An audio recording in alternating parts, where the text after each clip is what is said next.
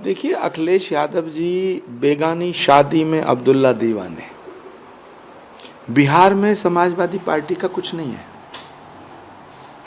और राहुल गांधी जी के कहने पर वो बिहार गए हैं। राहुल गांधी जी की बात जब तक मानेंगे तब तक अखिलेश यादव जी की पार्टी कभी सत्ता में नहीं आएगी, क्योंकि राहुल गांधी जी का जो राहु है वो बड़ा ताकतवर है। जो उनका साथ देता है वो राहु उसके सिर पे बैठ जाता है।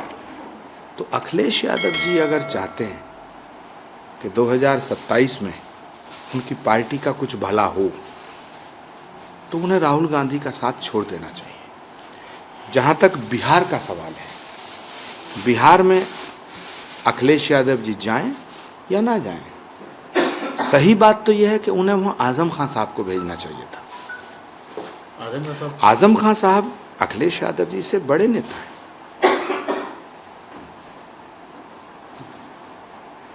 क्या इम्पैक्ट आएगा? आजम खान साहब तो कह रहे हैं कि सिक्योरिटी का हवाला देने कह रहे हैं, सिक्योरिटी नहीं। मैं इस पे कुछ नहीं कहना चाहता, लेकिन आजम खान साहब राष्ट्रीय स्तर के नेता हैं। बिहार में अखिलेश यादव जी के कहने से ना कोई वोट देगा, उन्हें भी पता है। आजम साहब को जाना चाहिए था। मिल भी आए। हाँ, वो तो उन्होंने मैसेज दे दिया कि समाजवादी पार्टी को कौन चलाएगा। तो ठीक है, अच्छी बात है। तो अब तो बहन जी भी वो राहुल गांधी जी की प्रचार करने के लिए पहुंची थी आज, प्रियंका गांधी जी बिहार में। प्रियंका गांधी जी को इसलिए कहीं कहीं भेजा जाता है जिससे देश में ये मैसेज जाए कि प्रियंका गांधी जी को हम आगे लाना चाहते हैं, देश की जनता को और कांग्रेस के कार्यकर्ताओं को धोखा देने के लिए। सच बात यह है कि जब तक राहुल गांधी जी का नेतृत्व है और राहुल गांधी जी की चौकड़ी सलामत है, तब तक कांग्रेस पार्टी के भीतर प्रियंका जी का कोई भविष्य नहीं है।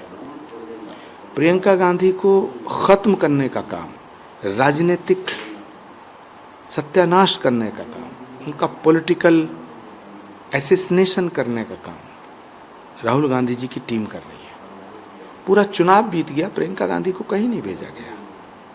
लेकिन अब दिखावे के लिए, जिस तरह एक औपचारिकता निभाने के लिए, प्रियंका गांधी अकेली ऐसी महासचिव हैं जो विदाउट पोर्टफोलियो जनरल सेक्रेटरी हैं। और विदाउट पोर्टफोलियो जनरल सेक्रेटरी को बिहार में इसलिए भेजा जा रहा है ताकि लोग ये समझें कि राहुल गांधी जी और प्रियंका गांधी जी में बड़ा प्रेम है।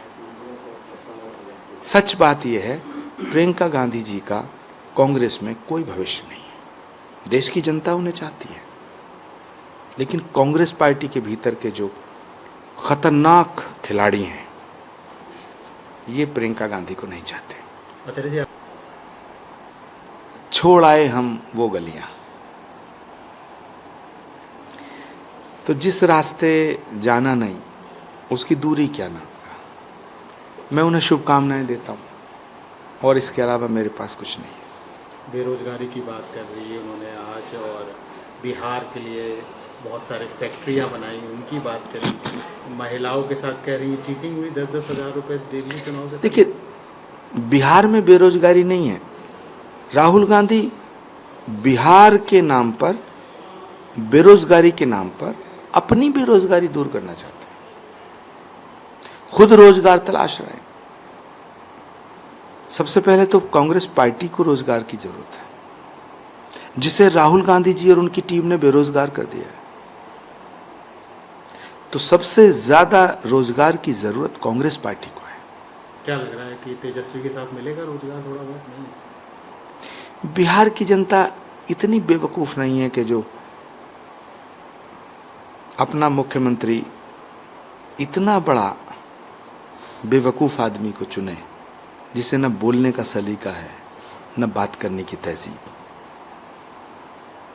बिहार की जनता ठीक उसी तरह फैसला करेगी जो फैसला हरियाणा की जनता ने किया है जो महाराष्ट्र की जनता ने किया है। और बिहार की जनता बहुत समझदार है, बहुत पॉलिटिकल है। नालंदा चाणक्य की भूमि है, वो मेधा की भूमि है, आस्था की भूमि है, क्रांति की भूमि है। चंपारण बिहार में ही है, मोतिहारी मुजफ्फरपुर बिहार में ही है। तो मुझे लगता है कि बिहार की जनता ने मानस बना लिया है कि सत्ता के सिंहासन पर बैठकर लूट खसोट करने वालों को सत्ता में नहीं लाएगी। जय श्री राम बजरंगबली के नारे लेके मस्जिदों को तोड़ रहे। लोग मरने के बाद स्वर्ग और नरक जाते हैं। स्वामी प्रसाद मौर्य जी जीते जी नरक जाना चाहते हैं। मेरी संवेदना है उनके प्रति, मेरी सहानुभूति है।